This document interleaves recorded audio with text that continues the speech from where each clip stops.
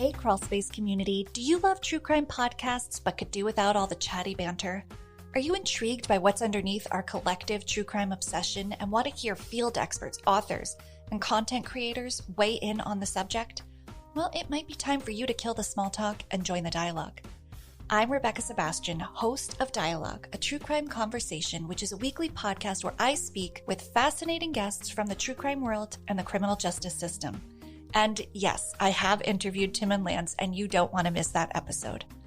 Together, we explore the genre itself and attempt to answer the why of true crime and the question, what are we even talking about when we talk about true crime? Join me every Wednesday for a new episode and a killer conversation. Dialogue is part of the Crawlspace Network and available wherever you listen.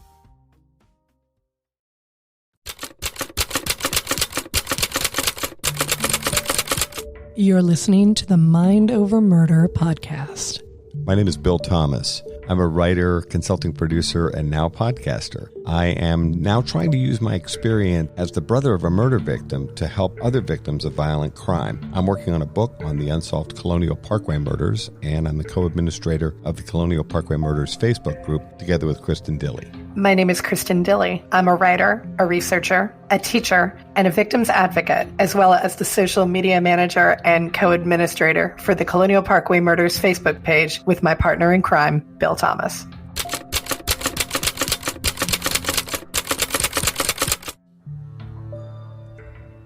Welcome to Mind Over Murder. I'm Kristin Dilley. And I'm Bill Thomas.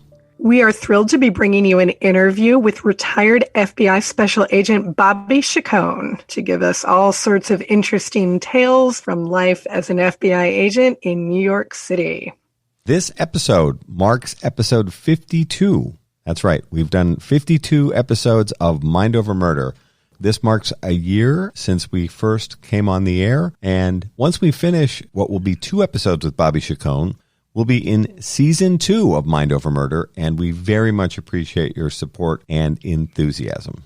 Very, very much so. We would not be here without all of you, because after all, every good podcast needs a great audience. So thank you all for your support. In other true crime news, we are really, really excited to be able to bring you this information. The hiker known as Mostly Harmless has been identified. Thanks to work by our friends at Othram Labs, Mostly Harmless has been identified as Vance Rodriguez, formerly of Lafayette Parish, Louisiana. And I know that we have a number of listeners who have been following this, so this is a long time in coming, and we hope it is a very satisfying ending. Collier County Sheriff's Department had held off on making an official confirmation of Vance Rodriguez's identity. It had been covered a bit in some online and print publications. So many people that were following the case really closely have probably known this information for several weeks. There have been some questions that have been asked that Kristin and I, sadly, are not going to be able to answer because I don't think any of us can answer them, which is why he was never reported missing by his family. As we understand it, and there's a very good article in Wired magazine, which we'll link in the show notes here, it sounds like he was searching for self and estranged from his family. And certainly he met a tragic end, and it's not even 100% clear how he died, in that he had thousands of dollars on him and food, and yet he seems to have wasted away within just a few miles of places where he could have purchased food and beverage. So I don't know if this would be a willful act.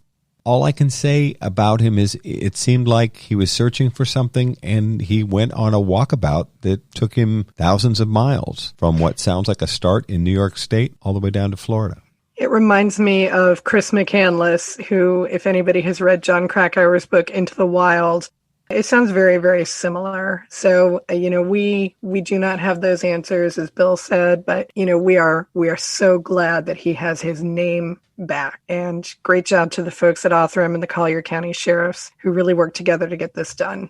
So rest in peace, Ben Billamy, Mostly Harmless, Denham, or Vance, whichever name you prefer to go by. We wish you well. We had some exciting news as well. In the last episode, we had announced that our long gestating series on the Colonial Parkway murders, which is entitled Lover's Lane Murders, was coming to Oxygen Thursday, February 11th, and Friday, February 12th. But we're really excited because it seems to be a go now because the promotion is now starting with the Oxygen Network. The 4-part Lover's Lane Murders series will air now on Thursday, February 11th and Friday, February 12th. 2 hours each night, and so the 4 episodes can be seen back to back. You'll be able to see FBI profiler Jim Clemente and former FBI agent Maureen O'Connell and former prosecutor Lonnie Coombs, together with forensic expert Dr. Laura Petler, explore the Colonial Parkway murders in a way that I don't think has ever been done before.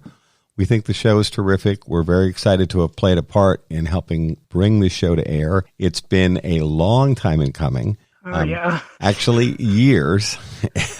2 years. in putting it all together. We're really excited about it. And so you're going to start to see some promotion on our websites and then, of course, on Oxygen and in the media promoting Lover's Lane Murders. So something to look forward to for Valentine's Day weekend. Thank you so much for listening to Mind Over Murder. We hope you enjoyed this interview with Bobby Chacon.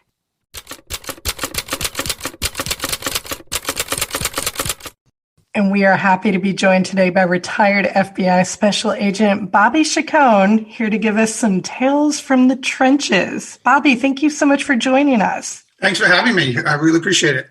Can you go ahead and start by giving our listeners a quick thumbnail sketch about your background, especially educational background and your time with the FBI? Sure. I was the very typical suburban kid in New York City. Parents who moved out to the Long Island when they had kids and raised us in a very suburban middle-class upbringing. My father was a cop, NYPD. My mom was a nurse. Very common coupling. They had 4 kids. My brother became an NYPD detective.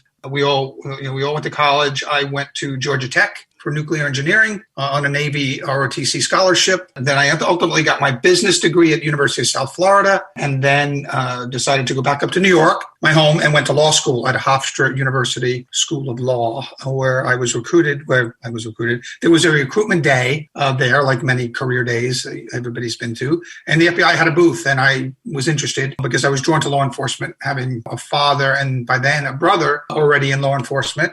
And so I had actually applied and taken the test for the NYPD. And even though I knew I was going to be a lawyer, but I wanted to be a cop, my brother had this sergeant that was a cop by day and a lawyer by night. So he supplemented his income from the police department by kind of hanging a shingle at night and doing real estate closings and wills and estates and, trusts and some divorce work, And so I figured do that until I retired, got my pension at 42 years old, and then hang out my own shingle. But instead, the FBI called. After some soul searching and talking to my dad, he recommended I go with the feds. And in 1987, I attended Quantico. I went to Quantico, and I was assigned right back up to New York City, which was the only office in the FBI at the time that you could go back to if you came from there.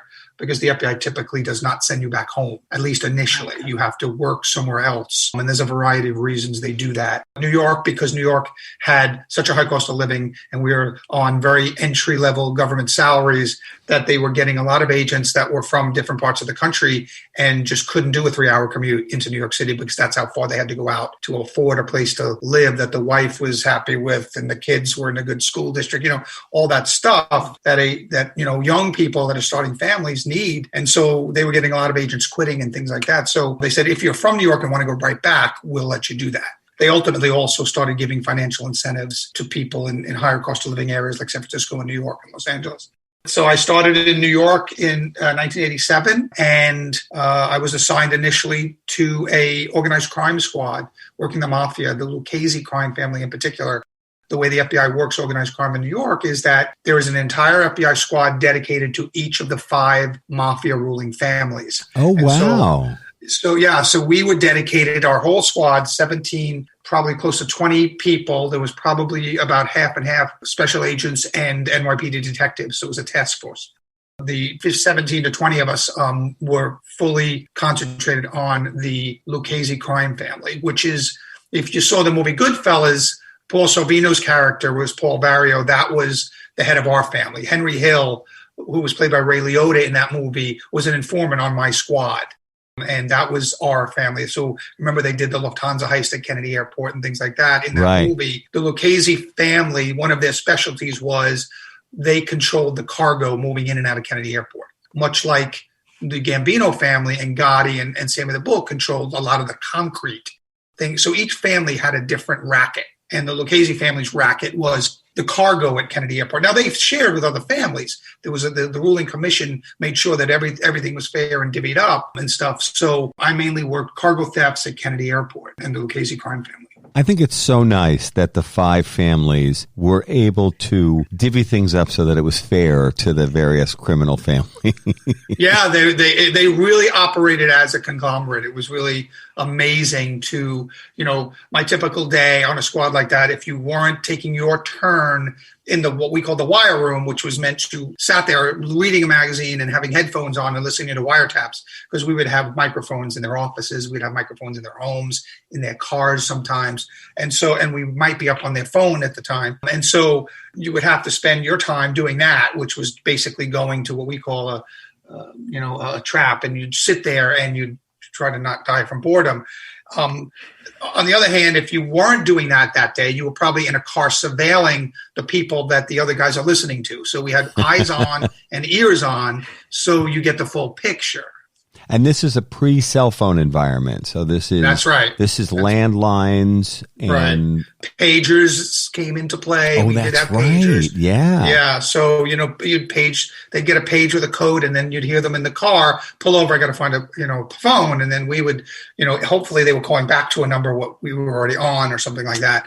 But so you were either doing surveillance, or you were doing sitting the wire, listening, or you're doing, your own investigation. Like when a whole slew of numbers comes in, we don't know who these numbers are, they're calling, then we would issue a subpoena to the phone company for the subscribers of those numbers, and we would start to get the subscribers in, and you'd sit at your desk and literally by hand, you'd go through. Now it's all done by disk. It's all done. You'd get a thumb drive. But I would get inches and inches and inches of phone records, and I have a ruler, and I would go line by line by line, the phone number called, the time it was called, the duration of the call. I mean, it was very, very, it didn't seem tedious at the time. It seemed really interesting as a young FBI agent, But now, I don't know that the agents now could do that, because now they put a thumb drive in a computer. It downloads all that information. It analyzes it, and it tells them this number's called every Tuesday at 5:00. That's a number you might want to look at. Right. I had to write that on an index card and look for it myself and notice those connections myself. Going, oh my God, it looks like every Tuesday they call the same number. But now the software would look for patterns like that. Yeah, it's called PenLink, I remember, is one of the first ones to come along, because the pen register is the device that kind of records all those. So PenLink was a software program that would download that information and immediately give you patterns and recurring behaviors and recurring numbers on certain days and times. And the amount of work it took me to kind of do that kind of analysis was weeks and months, and now they were doing it instantaneously. This was after I left. For our younger listeners, Bobby, seriously, because we run into this when we talk to folks, explain what a pager is and what it does, because that's old school. Yeah. Kristin's a young lass, but she's old enough, I think, to remember. Oh, of course. A pager was a device that's about half the size of a pack of cigarettes. Think of that as a general size of it. Maybe half the size of a pack of cigarettes. And it had a clip on it, and it linked to your belt. And it had a small linear top that had a little window on it, just the top of the device. And that printout, that little window would give you numbers. And if I wanted you to call me back, I would page you to my number. And you'd see my number come up. You either knew the number or you didn't. You recognized it or you didn't. And you would call the number. You would find a phone, normally in the city, a pay phone, and you'd literally get out. Either it was a booth or it was sometimes just on a wall, and you'd have to have coins, and you'd put the coins in the machine, and it would allow you to make a phone call for a certain amount of time. Because, if it was going over, you'd have to put more coins in. It would warn you. It was about to hang up on you if you didn't put more coins in the machine. And so, so the pages, there was some enterprising people that could use the numbers in a way that spelled a word, little things like that. Or if you really wanted somebody to call you back, because they, you'd put your number in and then put 911, like that's an emergency page, right? And so, little tricks like that. This was a device that could not communicate. You couldn't return it. It wasn't a two-way device. You only got incoming information. You got a number that somebody, and it didn't have to be a full phone number. If you knew codes, they might send you 4 digits whatever, and if you had a code language set up, you would know what those 4 digits meant, but it was only numeric digits. And it was about, I think the maximum was about 12 characters. And it was only incoming information. You would then take that and find a phone or take an action based on whatever those digits were that you were understanding. We didn't have cell phones, and really pagers had just come into being. Right. And then, of course, the pagers got more sophisticated, in pre-cell phones, and then all of a sudden cell phones and car phones came in. And the first car phones we had were bricks. They were big, and they were attached to the car through a wire. I remember those. They were really big, and they had a stubby antenna, this big rubber stubby antenna on it. Yeah, the evolution of the cell phone, it was quite interesting. But then that's the way we were working back then. This was, 87, 88, 89. Not that long ago to me. No, I know. And it's funny because we laugh about this because, Kristin and I speak to college audiences and so on. And I'll make these references and I'll understand that people have no idea what we're talking about, even though it's only 30 years ago. And then people will ask us questions based on the technology that they grew up with. So, for instance, people will often ask us about, like, the Colonial Parkway murders. They'll ask us, well, was there surveillance video available? And, that was an extremely rare thing 30 years ago. Oh, yeah, very rare. And, for example, the idea that someone would call 911 on their cell phone, again, there is no opportunity to, use a cell phone. Now, here's a question for you, and we'll see if you can reveal a secret here or not 30 years later. Did the FBI have the technology that would allow them to intercept or see what was being transmitted to a pager? No, we didn't have. Well, I would qualify this. No, we didn't. But the FBI was bifurcated, and you might have, if you read the 9/11 report, or and I'm actually going to discuss a project with you that I'm doing on 9/11 in a little while, but the FBI was divided. In New York, the New York FBI office, it was the 25th floor. The guys that were working counterespionage, that is in New York City, the Russian embassy to the UN, the Chinese consulate, all the UN missions and stuff. So we had a whole cadre of agents that worked nothing but that stuff. Right. And they could use stuff that we weren't allowed to know about. So those were the secret squirrel guys, we called them. And my badge, actually, we had 7 floors in the federal building, and I could get in 6 of the 7 floors, but I couldn't get on the 25th floor. They could get on all of the floors, but the what we call the criminal agents could not access there. And they had the most sophisticated electronic stuff available. And a lot of it was made by the FBI's ERF, the Engineering Research Facility at Quantico. We have our own engineers that come up with this stuff that sub-formally work for tech companies and stuff.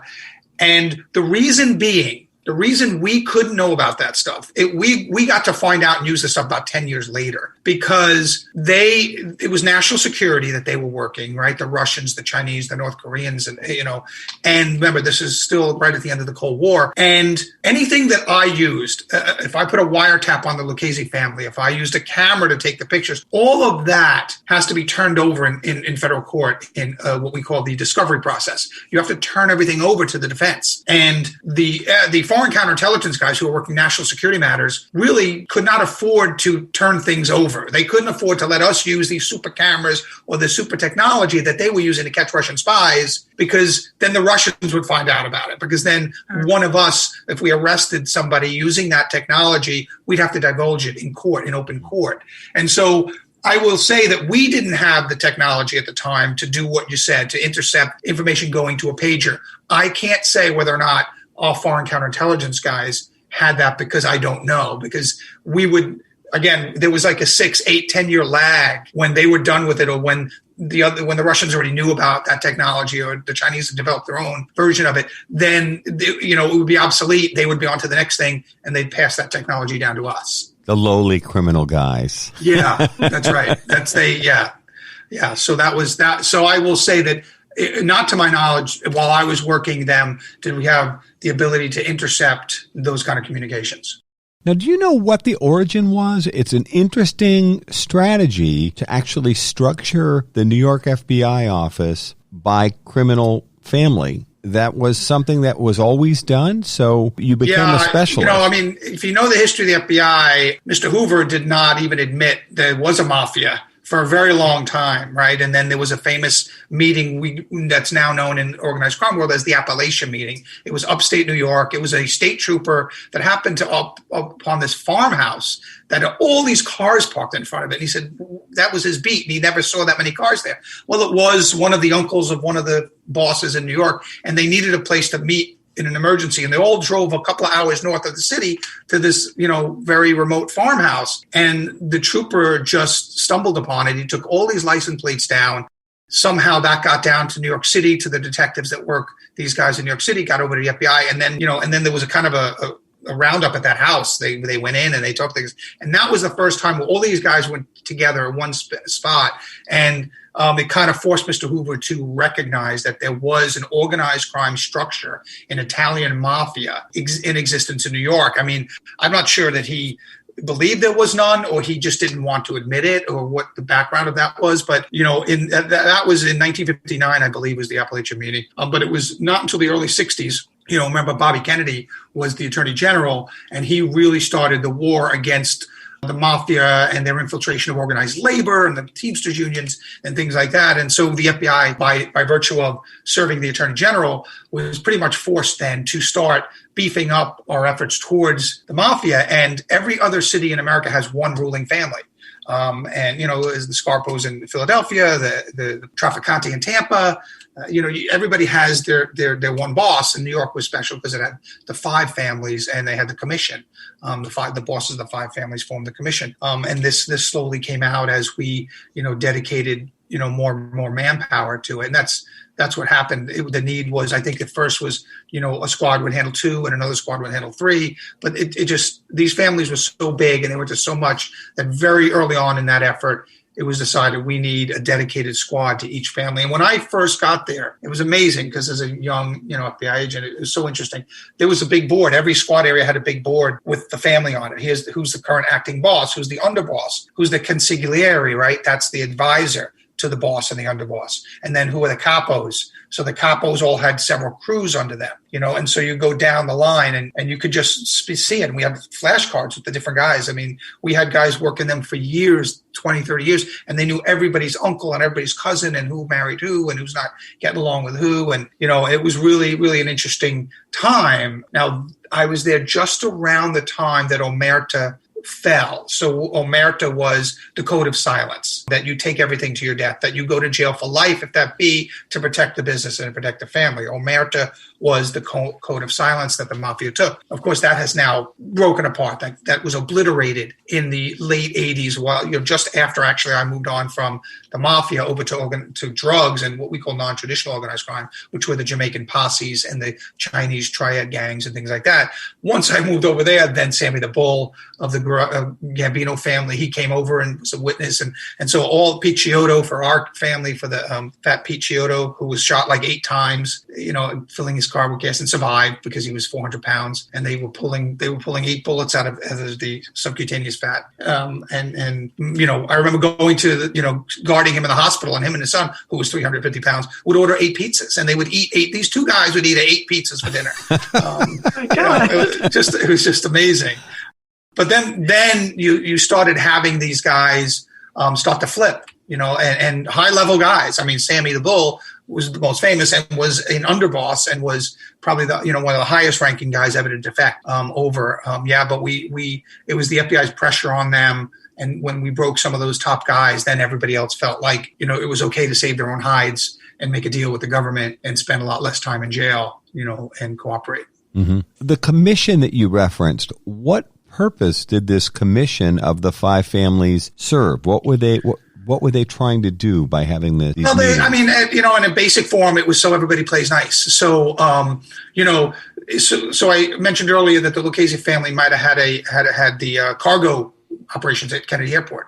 But if the Gambino family somehow, has a truck guy that comes to them because he's a cousin of somebody in the Gambino family and says, hey, they got me hauling these televisions or refrigerators every Thursday. I could give you guys a truck. Just come and, hit me in the face and hold me up and I can give you the truck, and the company gets insurance and you get a truckload of TVs or whatever. And so if the Gambinos have that, instead of like them doing it on the slide, the commission hears it and says, hey, we've got this guy. We're going to take, every 2 weeks, we're going to take a truckload of TVs, and it's going to be worth X thousands of dollars. And, it's the Gambino family, but they'll kick back some of that money to the Lucchese family because they kind of have the cargo at Kennedy Airport. So the commission was there to make sure that people played fair and that everybody got their share of stuff. And, if there was something citywide, because sometimes the families were geographically located, that was citywide and somebody got a scam going that was making a lot of money, the commission would decide you have to kick back some money to the family that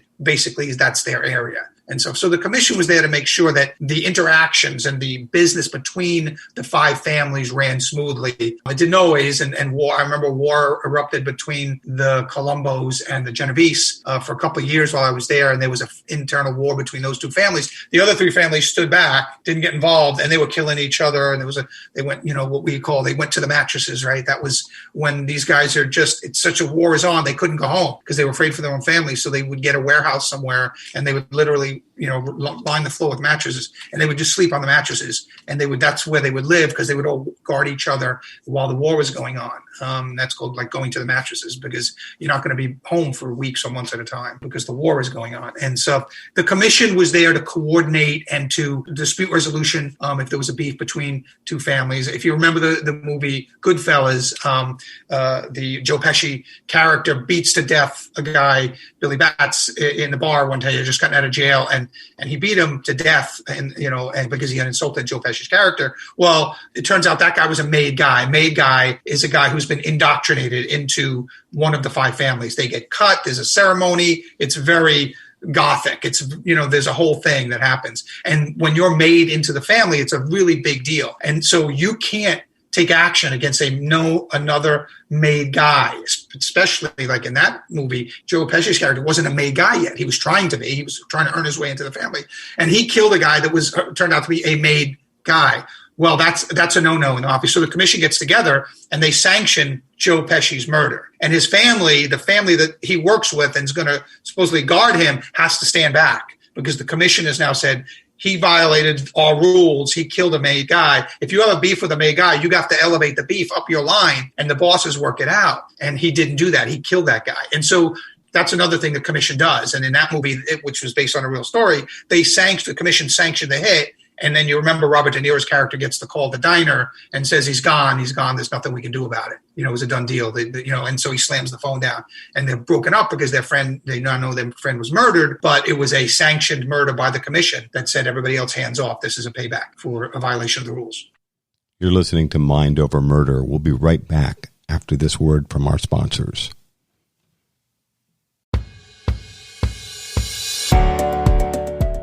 One of the most frequent questions we're asked here at Mind Over Murder is, how can I help? Thanks to Othram, a leading forensic DNA testing lab for law enforcement, you can get involved and help solve real cases. If you have tested at a consumer genetics company, you can contribute your data to DNAsolves.com. The process is easy and confidential. Just 2 simple steps. Your DNA might be the missing piece that helps solve the identity of an unknown person. Then Mind Over Murder will highlight cases Othram is working on to seek your crowdfunding support for DNA testing to help solve these cold cases. Upload your DNA profile to DNAsolves.com. It's easy, free, and confidential. Then join Mind Over Murder as we help families find answers with Othram and DNAsolves.com. Do you like our show, Mind Over Murder, and want to create your own podcast? Well then, let us tell you about Anchor.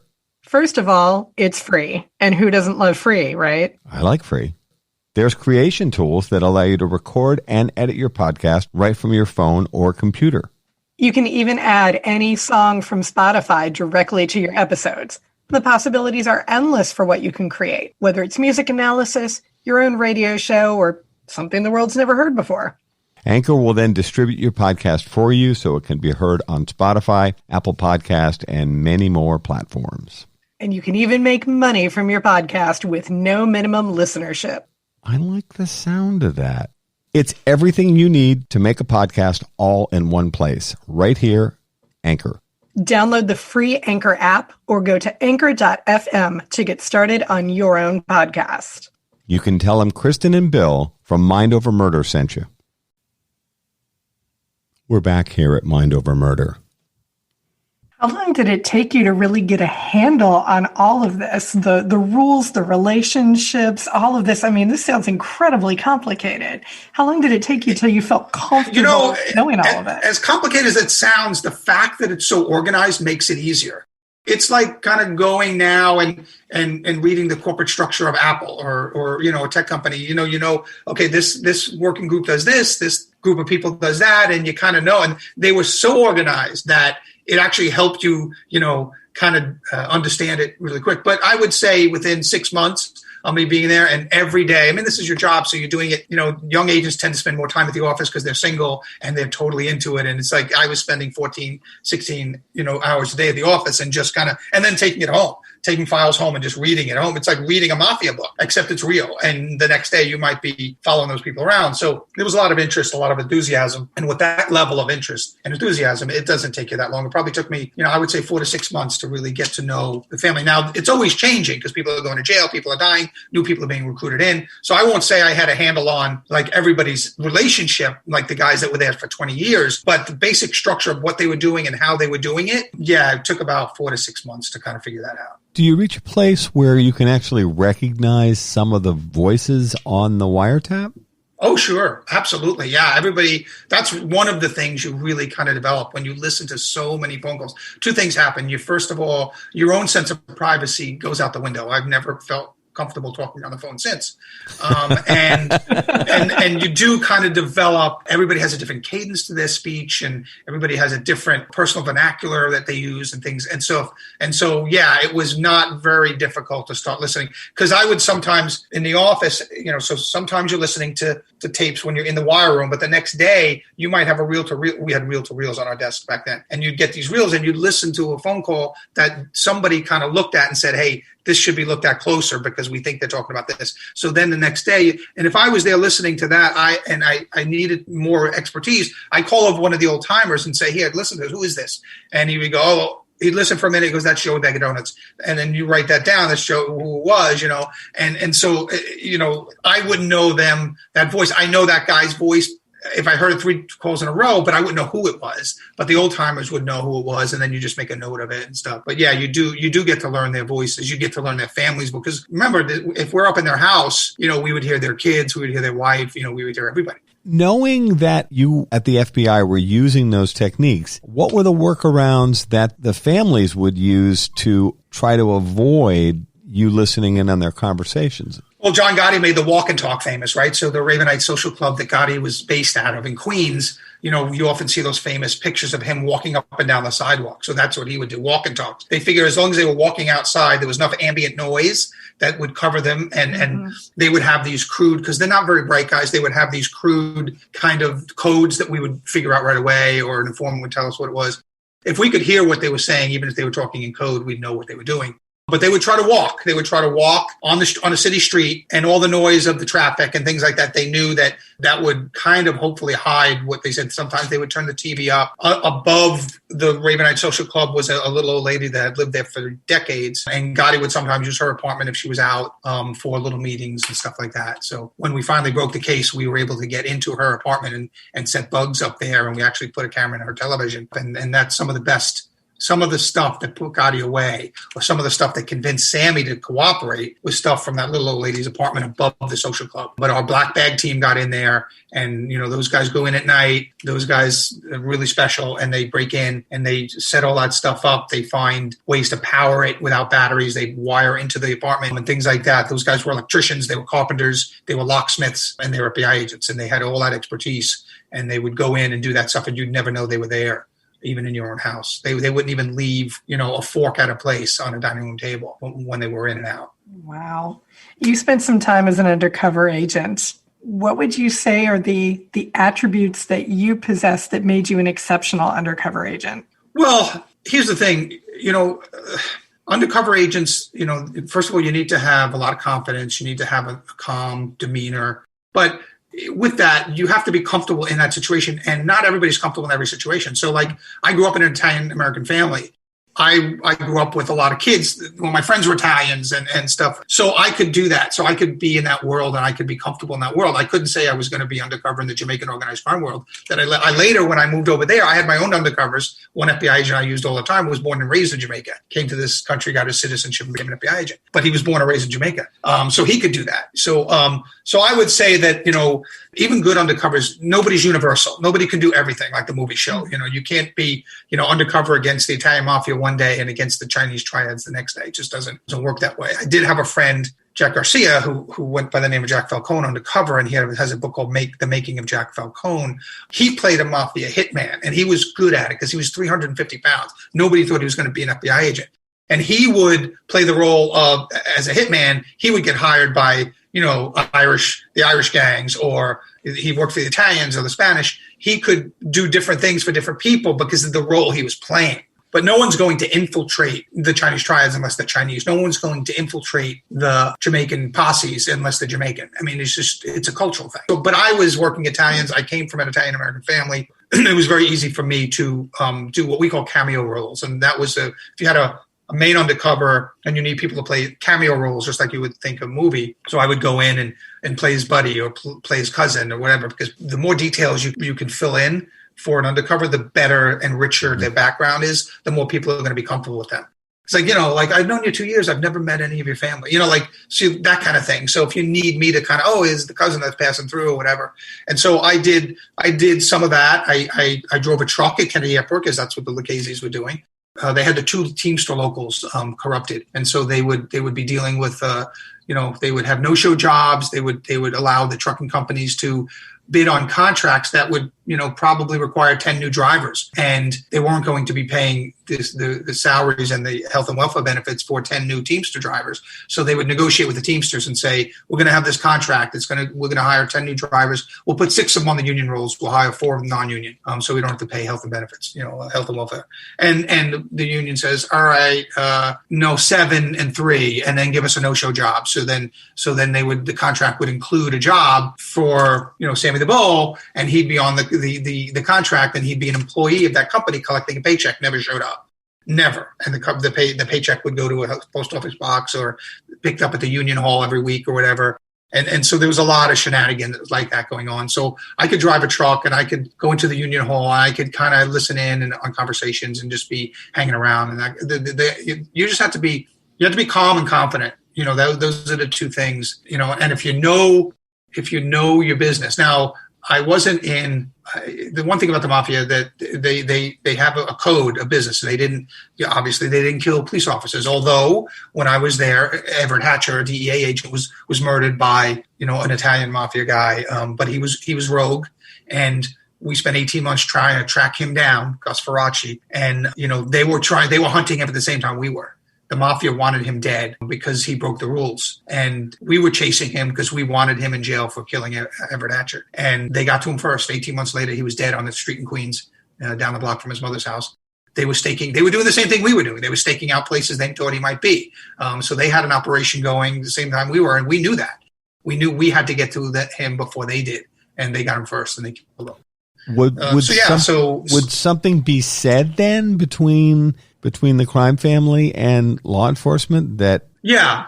Well, what we did was whenever it was killed, we did what was called a bumper lock operation. And we shut down every gambling hall, every prostitution house, every loan sharking operation they had going. And that is very manpower intensive. So we borrowed people that were working white collar crime and other things. And we literally followed every capo, every boss, certainly every underboss, every consigliere, every capo, and almost every associate 24/7.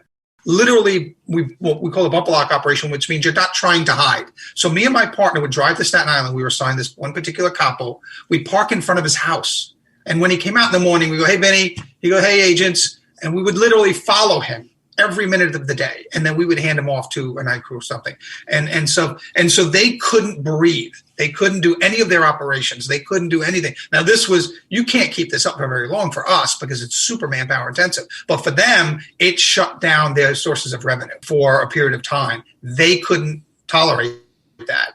They knew as soon as we caught Gus, or they killed Gus, that the pressure would have to be released a little bit, at least that they were counting on. And quite frankly, it had to, because we couldn't keep that. You can't keep that up. It's too manpower intensive. So the government just doesn't have enough money to do that and stuff and more manpower. And so we had that bumper lock operation going, and that's why they were chasing him as well, because they knew if they could get him and kill him, number one, he couldn't talk, he couldn't make a deal, and number two, the pressure of the bumper lock operation will probably be lifted. Would a high-level FBI officer ever speak to the special agent in charge or squad leaders with the FBI? In other words, did the captains of the two teams ever speak on or off the record? No. Well, we would talk to the street level guys. Actually, the FBI has a very shallow organizational structure. The street agent really has all the power. Everybody above the street agent really is there to support them.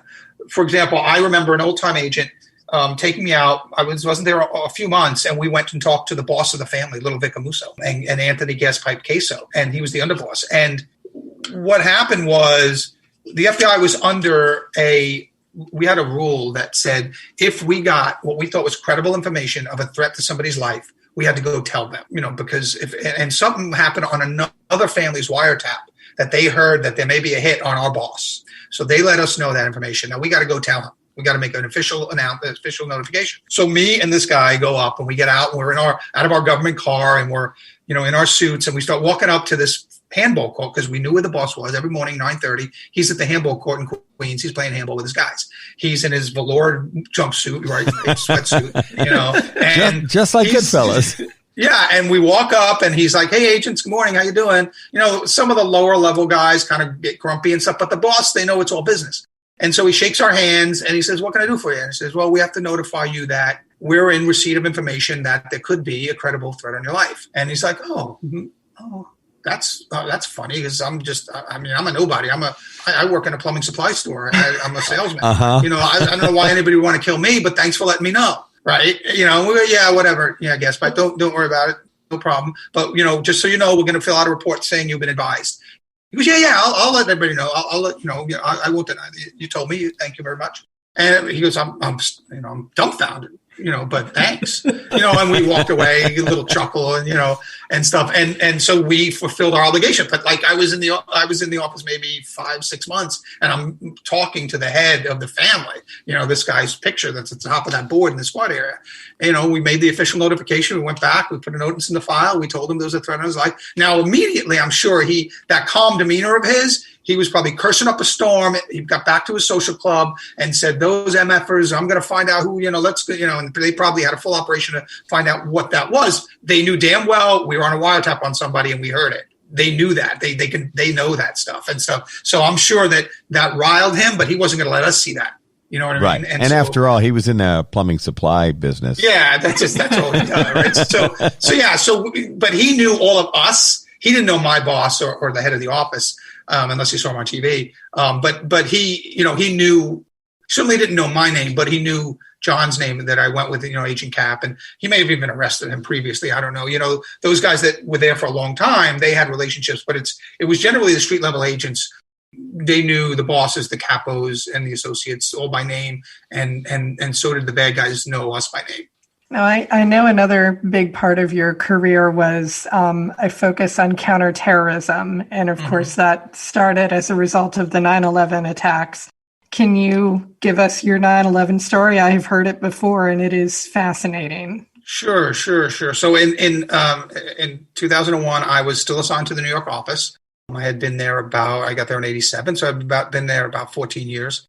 I was running the FBI dive team. I was the only full-time diver in the FBI at the time, and the New York team was the only one in existence at the time. So about a month prior to 9/11, I got a call from the Michigan State Police, and their dive team had a little trouble on a dive, and they asked us if we would go to Lake Michigan, up at a place called Traverse City, Michigan, and do a dive for a murder weapon there. So I flew out, as was our practice, and I did a site survey of the area, talked to the local dive team, see what they had done and stuff, and so what we could do. Went back to New York, got my manpower together, did some planning, what it was going to take to conduct this dive, and got the gear and stuff. And so on the morning of 9/11, we were flying, me and 3 armed FBI agents were flying from Newark Airport to Chicago and connecting in Chicago to Traverse City, a smaller flight to Traverse City, Michigan. That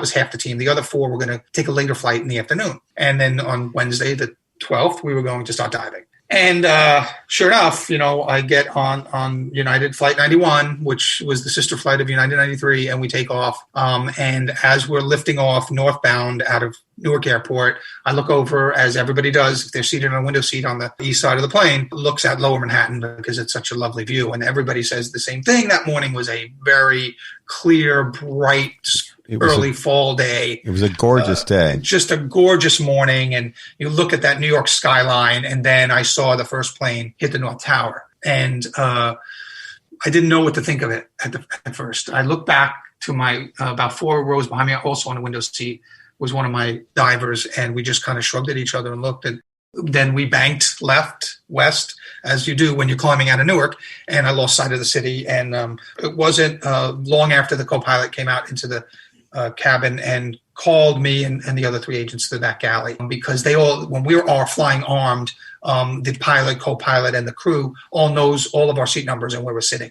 And we know everybody else. So I knew my 3 guys because we got on plane together. Had there been other armed agents, had a DEA agent been flying to Chicago on that flight that day, they would have told us, hey, 6E or 14D, there's another one of your friends. They usually write it on a napkin and give it to us.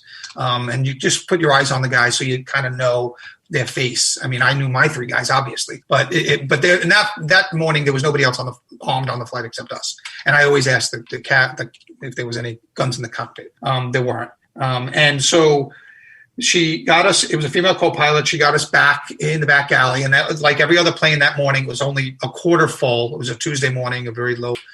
So the last maybe 10 or 15 rows, I remember there wasn't anybody sitting in. It was a 757. And she told us there's been an attack in New York, that planes are being hijacked all over the country. Remember, this is I'm saying this is probably, 30, 40, 50 minutes into it. So the misinformation is, she told us there are 20, 25 planes that aren't accounted for. Most of them not responding to radio traffic or whatever. So you're like, oh my God, the entire Eastern Seaboard is under attack. This is Red Dawn. This is, whatever. So I put 2 of my guys outside the cockpit door, and I went into the cockpit to talk to the captain with the co-pilot. And I could hear him trying to call out to United 93. And these 2, United 93 was also a 757, I believe. It was going from Newark to San Francisco. So it was fully loaded with fuel. We were going Newark to Chicago, so we were about half the fuel. But that morning in the United Pilots Lounge, all those pilots get together that morning. Hey, what route are you taking? What's the weather like? Because they have to discuss weather and stuff. So we literally went back behind them in the flight path, but they weren't responding to their radio. And so I was talking to the co-pilot and hearing the pilot kind of do his thing, trying to call 93. And I said, well, where are they? And she says, we don't know where they are. They've shut their transponder off. And I said, well, the transponder is the device that tells air traffic control where they are and tracks them. I said, why would they do that? And the pilot kind of snapped back, and he kind of was listening with one ear to our conversation, I guess. And he said they wouldn't. And he went back, and it was kind of a curt response. And I was taken aback a little bit. I looked at her, at the co-pilot. I said, I motioned to her. I said, what does that mean? I said, like, you're telling me they just shut it off, and he's saying they wouldn't. And at that point, I could see she was welling up a little bit. And she said, that means they're not flying the aircraft. That, if you know the history of hijacking in America in the 60s and 70s, when we had all those political hijackings, take me to Cuba, take me to Angola, all those hijackings, the pilots are always told, just take them where they want to go. Put the plane down, get everybody on the ground, and we'll negotiate your release. Don't do anything in the air. That's where the most danger is. Just do what they say. Wherever they want to go, go. Do not give up control of the aircraft under any circumstances. The acknowledgement that they weren't flying the aircraft meant those pilots knew that their coworkers were probably dead in that aircraft, because they wouldn't have given up control of that aircraft. They just wouldn't. And that was standard operating procedure by pilots. And that grew out of the political hijackings. We just never had the occasion where planes were literally hijacked to be used as weapons. The hijackings were always using planes as a vehicle, as a transportation device to get to a place. not as a weapon itself. This was the first time that this occurred. And so that's why when she said that they weren't flying the aircraft, she pretty much knew that her coworkers, who she probably had coffee with, an hour earlier, were probably dead. Wow. So we didn't get near Chicago. They diverted us, and because Chicago was another one, the Sears Tower, and everybody thought maybe that was, nobody knew what to think. So we landed in Detroit. They put us down in Detroit, and, it was pandemonium in the airport in Detroit. We were lucky because Attorney General Ashcroft was supposed to be in Detroit that day, and his advanced security team. The FBI, by the way, is the one who guards the Attorney General. Right. So his security detail is the FBI. So we had a advanced security team. He had never left D.C. that morning. He was scheduled to, but he didn't for obvious reasons. But his advanced team was there with 2 15-passenger vans, and there were only like 8 of them. So they were driving one van back, and they were going to turn the other one in. And I said, please, just can you bring it to the airport where we need to drive back to New York? And so they met us at the airport. They gave us their 15-passenger van, and 4 of us drove from Detroit back to New York, actually Newark Airport, to get our vehicles. We had left them in long-term parking that morning. And then we all drove into the city and got to ground zero. It was already dark, and the big lights were already set up. And I got the lay of the land. I got the download on what was happening and where, what was, we knew that John O'Neill, our SAC, I call him our SAC. He had literally retired a week or 2 prior, was still missing. Lenny Hatton obviously was still missing. A couple of other agents who were unaccounted for, but they weren't sure whether they were out of town and just didn't, weren't known or whatever. But we had, maybe at that point, by the time I got back, it started with 30 agents missing, 10 agents missing, 5 agents missing. And then by the time, after a couple of days, we knew everybody was accounted for except for John and Lenny. And Lenny was the only one that was, an active FBI agent still missing. We never found Lenny. We never found any piece of him or part of him. Mm-hmm. John, we found. John O'Neill's body was found a couple of days later. He was literally in the lobby with some of our people. And he said, I'm going back up to my office, which was on the 40th floor of the South Tower. And that was the last time we had heard of it from him. But so we lost. I mean, most agents will tell you, very especially New York agents, will tell you that we lost 2 agents that day, even though officially John had retired. But John was the Al-Qaeda guy. John was the guy hunting bin Laden for decades. And he was the guy, ironically, that they got in that attack. But John was the guy. John was our counterterrorism guy. Was an incredible agent, incredible man, had his human frailties like all of us, but as far as work goes and as far as anybody more knowledgeable than him on Al-Qaeda, there wasn't anybody at the CIA or the Pentagon that was more knowledgeable about Al-Qaeda and its operations than John O'Neill. And he had built an incredible team around him on the counterterrorism side. I-49, I-44, all those guys on the Joint Terrorism Task Force were just incredible people. They had stopped several large terrorism attacks before 9/11. They got a bad rap, 9/11. But, I'm working on a project now that's going to tell the real story about that investigation, about what happened. And, hopefully it'll shed new light on the heroes of that time. Can you say whether this will be a television series or a book or a film, or what can you say about it? It's actually going to start as an Audible project.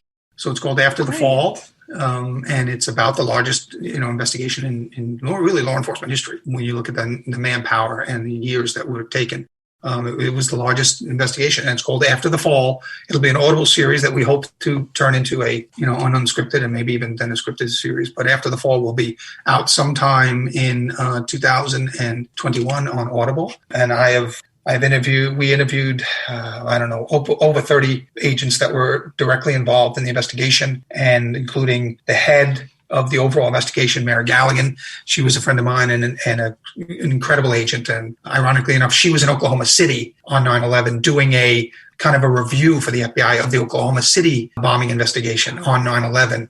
And the military literally got her a C-130, and she flew back to Stewart Air Force Base in New York on a C-130 just for her. And one other agent, I think, was with her. But she was literally in Oklahoma City for a few days prior to 9/11 doing a review of the FBI's Oklahoma City investigation. So she is incredible. And the team she put together to work this was incredible. They moved them down to DC, and those people worked nonstop.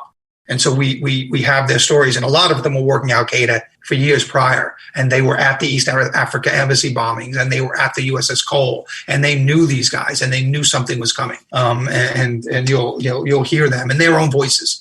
And that's what our project is about listening to the people that were there. These are the actual voices of the people that were actually doing the work. And we have an unprecedented number of them giving us their take and what happened behind the scenes. Most of them, thankfully, are retired now because, next year is the 20th anniversary, obviously. So, most of them had 4, 5, 6, 8 years already in the FBI. And so, now most of them are retired. I think we only had 2 or 3 out of 30 plus people that were still with the FBI. And we cover everything from obviously the Operation Ground Zero, the morgue, the Fresh Kills landfill, Shanksville. People that were on the ground in Shanksville, people that were on the ground at the Pentagon. So you'll hear from all of them in this project and all their own voices. And this is in conjunction with the folks at XG, correct? Yes, this is an XG Productions project. Yes, that very definitely. And, I was asked to kind of lead it and I'm writing it because, I was there and most of these people are friends of mine, were friends of mine then and they're still friends of mine now. So most of them probably wouldn't have done it. And in fact, some said they wouldn't have done it except for the request came from me. So that was a very big honor for me to hear them say that. And many of them, this is the first time they're talking about any of this stuff. Several of them were interviewed at the 9/11 Commission. They were interviewed behind screens and their names were altered in the report. But you'll hear them tell you who they are in the report. I was known as Johnny or whatever. And you'll hear them tell you who they were in the 9/11 report and stuff because, with the passage of time, they're able to talk about a lot of these things now. Some of them not. Some of them still classified, but much of it is not anymore. This sounds amazing. So this is going to be after the fall. It's going to debut as an Audible book. An Audible series, so you'll hear it. You'll be able to, the Audible service is like, it's like, it used to be called, I hate the, it's not a podcast and it's not an audio book. It's kind of an Audible series, if you will. I don't know, like an Audible documentary, if you will. And do we have do we know what month it's going to be out yet? No, not yet. We're still in the editing phase and I'm still writing the episodes right now. It's a little different when you're writing one of these things because now we have transcripts that are, 40, 60, 80 pages of people talking and I have to match their voices and have a narrative thread and then put 2 or 3 voices together of different people and hopefully they're saying similar things and it's making sense as a story because it's not just one person blathering on. It's your point and then her point and then his point and then and everything kind of tells a story in a narrative thread, but it's not really writing. It's more like cutting and pasting. But so we do that, and then we get a rough cut of the audio because even though the words on the paper might sound like they go together, the tonal differences might be too much or whatever. It's a very intricate process putting one of these Audible things together. It's a tremendous amount of work. Join us again next time on Mind Over Murder as we continue our conversation with retired FBI agent Bobby Chacon.